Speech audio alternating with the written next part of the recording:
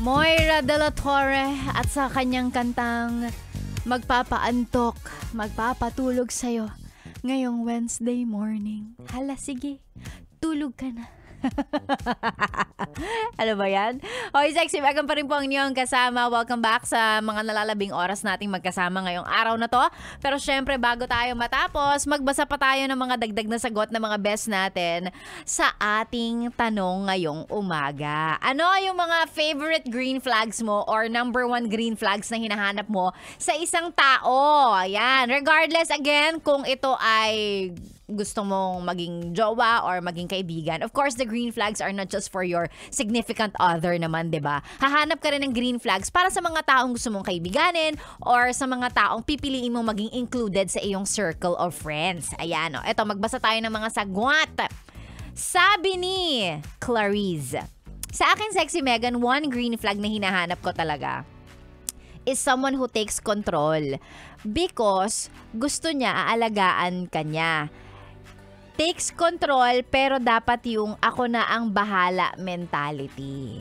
Ay, kumbaga parang, hindi, sige, may problema ka, sige, ako bahala. Ayun. Always, kumbaga parang, always willing to take the lead, always willing to take charge. Ganon, di ba?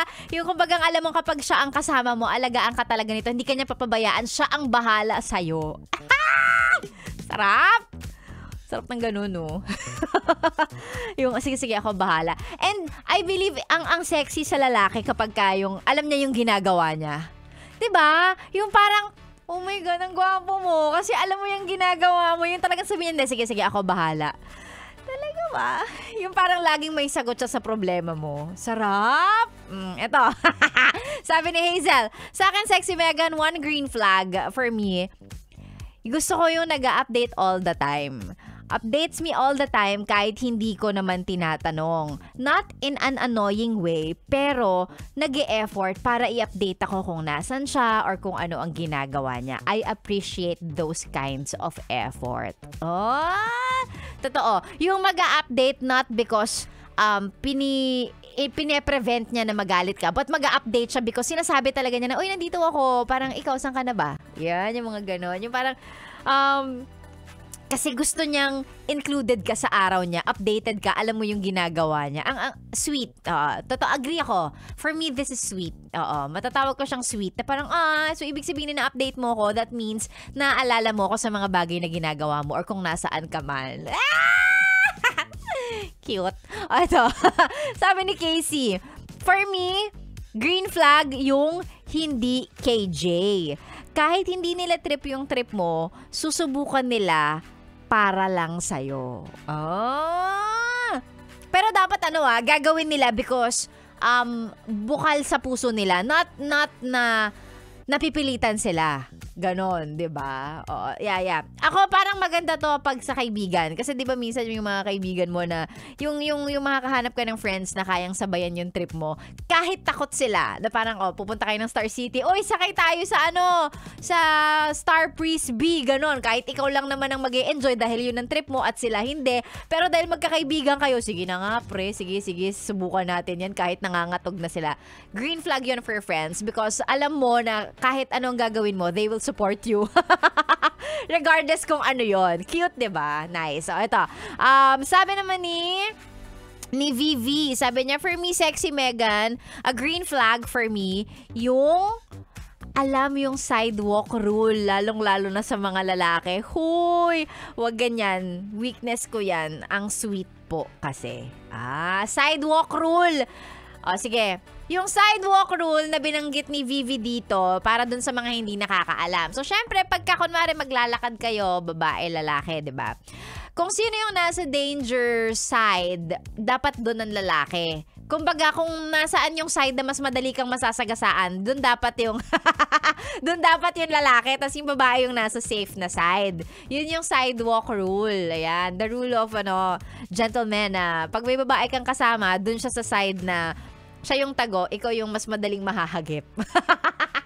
Siyempre, gentleman nga eh. Same thing with tatawid, di ba? Kunwari, Pag tatawid kayo, pag yung mga sasakyan ay nandito sa left side, hindi dapat ikaw yung nasa left side. Ikaw yung unang masasagasaan. Yan. Tapos pagdating nyo sa kabilang lane, dapat lilipat ka naman sa kabila. Sasanggahin mo naman yung mga sasakyan galing sa right side. Ganon, ha? Ganon ang tamang pagtawid. In case hindi nyo po alam, para po masabi naman kayong gentleman, ganon po dapat. Naiintindihan nyo na. Sidewalk rule. Yan. Yung mga etiquette, no? Gentleman etiquette kapag ka naglalakad kayo, nasa kalsada kayo, mga ganyan. Oo. Para sweet, oo. Oy, gagamitin na niya para ma-impress yung nililigawan niya. Ito, ano pang merong mga green flag na mga pinag-message nyo kay Sexy Megan? Ito, sabi ni Lian, for me, Sexy Megan, green flag yung kahit magkagalit kayo, hindi ka niya kayang tiisin.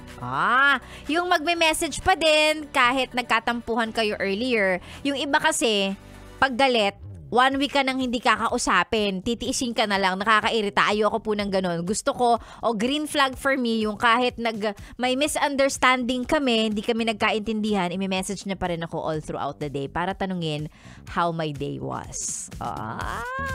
May mga ganito pa ba? Diba? Yung iba kasi, agree ako, yung iba kapag kagalit sa'yo, pagka kunwari nagkatampuhan kayo, di ba, may misunderstanding. Hindi ka kakausapin isang araw, ganun. Hindi ka papansinin, ganyan. Ay, oo. Yeah.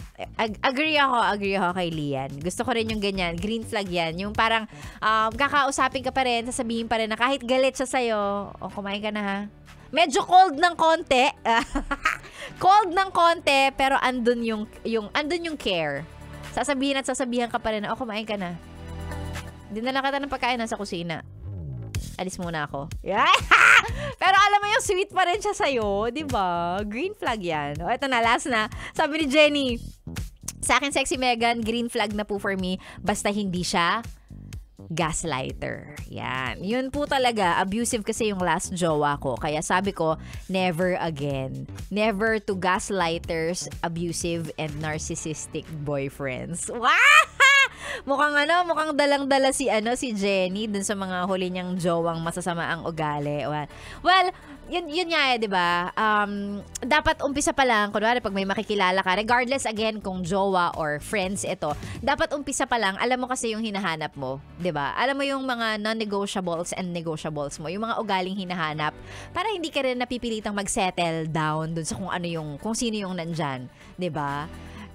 May darating pa rin namang better eh. Kung sa tingin mo hindi niya naabot yung standards na meron ka, di hayaan mo lang, 'di ba?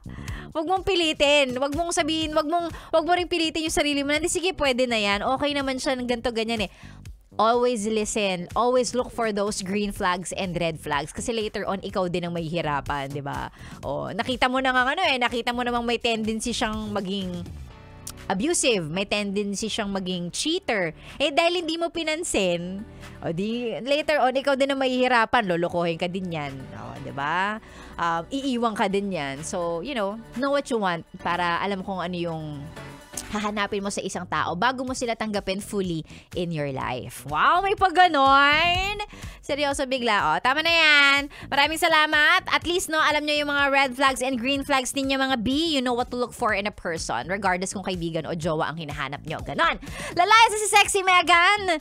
Ang nag-iisang green flag. Nag-iisang green flag. Hindi, ang green flag natin ngayon is our go. Our go to go. Kasi andyan na si Ganda Wanda. Siya na po ang susunod. At syempre, mapapakinggan din natin, kasama rin natin mamaya ang ating mga wild card contestants. Yan, yung mga monthly finalists natin na hindi pinalad, pinabalik namin sila para pakantahin ulit, muling magpakitang gilas at tingnan natin kung may chance pa ba silang makapasok sa Grand Finals, which is happening on December 8, 9 a.m. So ayan, pakinggan niyo yung oras ni Ganda Wanda hanggang mamayang 12 noon po yan. Ako naman, magbabalik bukas alas 6 hanggang alas 9 sa stasyong nakakayang nakaka-fresh 101.1. Yes, the best. Ako po inyo naging ka-sexy time. Sexy Megan saying bye-bye. I love you and have a great Wednesday.